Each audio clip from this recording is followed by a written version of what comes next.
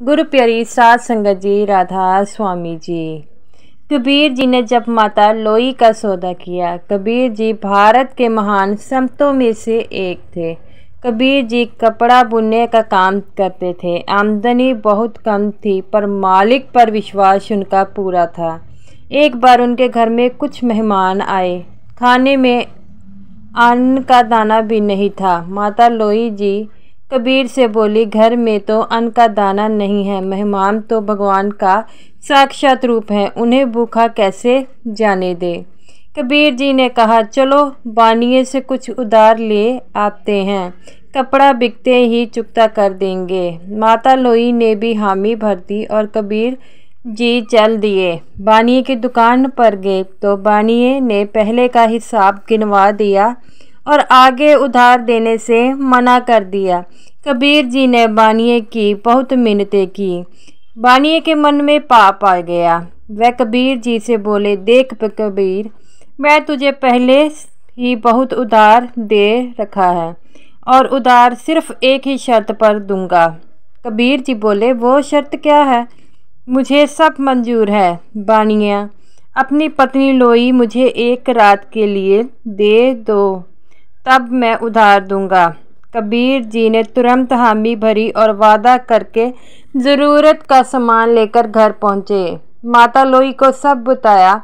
ये सब सुनकर माता जी को गुस्सा नहीं आया और वह बोली, मेहमान आए हैं, इनके खाना खाकर सोने के बाद मैं चली जाऊंगी। मेहमान को खाना खिलाकर और सोने के लिए चारपाई लगाकर माता लोई जैसे ही बानिए के घर जाने को तैयार हुई तो एक घटना घटी। अचानक तेज बारिश और बिजली चमकने लगी। ये सब देखकर कबीर जी बोले, तुम अगर इतनी बारिश में अकेली जाओगी तो भीग जाओगी और कीचड़ भी लग जाएगा। ऐसा करो, मैं तुम्हें अपनी पीठ पर बिठा लेता हूँ और ऊपर से कपड़ा ओढ़ लेना। माता जी प्रभु के कंधे पर बैठ गई और अंधेरी गलियों में चल पड़ी। गली में पानी ही पानी हुआ था और कीचड़ ही कीचड़ दिखाई दे रहा था। बानिए के घर पहुंचते ही कबीर जी ने माता लोई को उसकी चौखट पर उतार दिया और बोले, मैं इंतज़ार करता हूँ, तुम जाओ। सत्य वचन सुनकर माता जी अंदर चली गई। बानिए कब से इंतज़ार कर रहा था। माता लोई को देखकर खुश हो गया।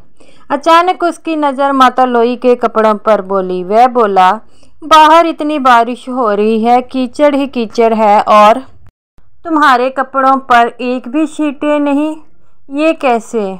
माता जी बोली, वो मेरे पति मुझे अपनी पीठ पर बिठाकर यहाँ लाए हैं और बाहर मेरा इंतज़ार कर रहे हैं। जब बानिए ने ये सुना तो उसकी आँखों से अश्रुधारा बहने लगी, जिसने अंदर की उसकी मैल धुल गई। वह तुरंत कबीर जी के पास गया और उनके चरणों पर गिरकर रोने लगा और बोला, प्रभु, मैं कितना मूर्ख निकला जो इतनी गिरी हरकत करने वाला था, और आप इतने महान हैं कि अपनी पत्नी को बारिश में उठाकर यहाँ लेकर आए हैं, मुझ जैसे नीच के पास आखिर क्यों?